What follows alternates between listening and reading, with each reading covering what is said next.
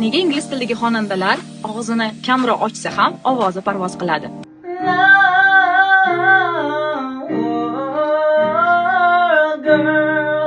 Ahamiyat bersangiz, ovoz o'chyapti va jonli va yorqin eshitilyapti.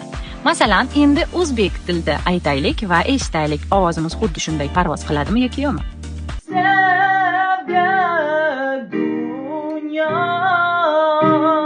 Hozir esa ingliz tilidagi uslubni olib tashlayman va o'zimizning o'zbek tilidagi pozitsiyada kuylab beraman.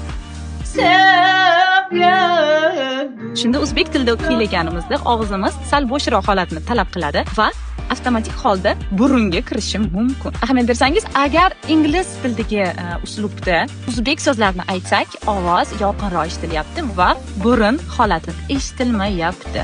O'zbek tilida qo'shiq kuylaganingizda ovozingiz parvoz qilishi uchun shu uslub bilan foydalanishingiz mumkin.